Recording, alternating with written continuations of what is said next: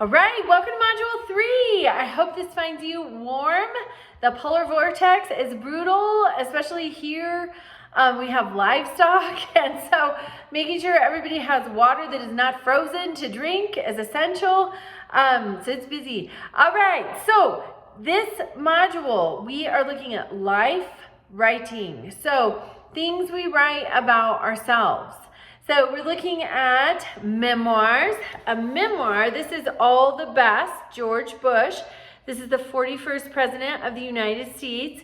George Herbert Walker Bush, his son, George W. Bush, became the 43rd President of the United States later. But this is a memoir. This is his life in letters. A memoir is a snapshot. The best one I have listened to, unfortunately I listened to it, so I don't have it to hold, is Tom Selleck, You Never Know. It's a memoir. Memoirs are written by the subject.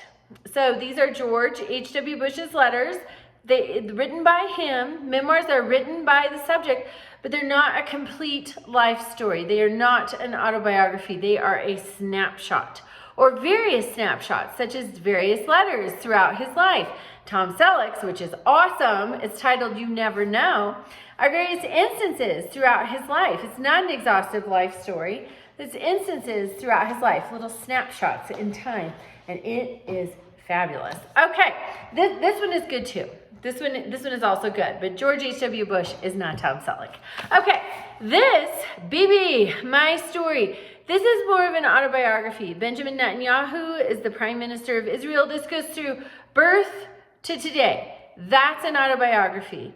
This is life writing. Bibi is telling his story.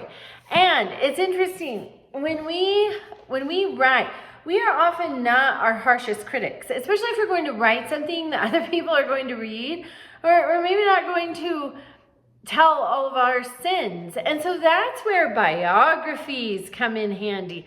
This is a biography of the first President of the United States under the Articles of Confederation, John Hanson.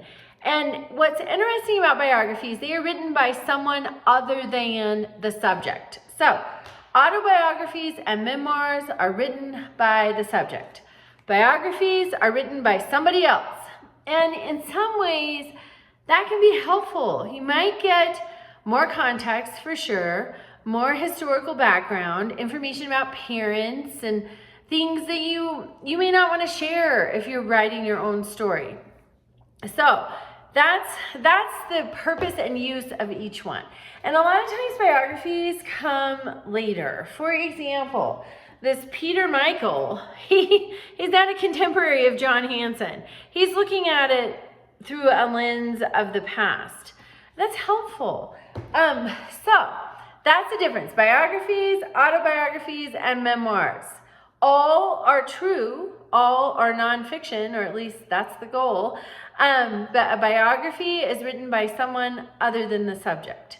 An autobiography is written by the subject, it's their whole life. A memoir is written by the subject, but it's snapshots of particular instances in their lives. For example, in Tom Selleck's memoir, he discusses a lot about his time on the show Magnum and his role there and how it really, changed his life. So, and it's just excellent. If you get a chance to listen to it, he reads it. That's my rule with audiobooks. If the author does not read it, I don't listen to it because it just lacks the passion and the emotion. He reads it. So if you have an audio subscription or if you go to a library with audiobooks, Tom Selleck, You Never Know. Excellent. All right, back to Module 3 here at SNHU.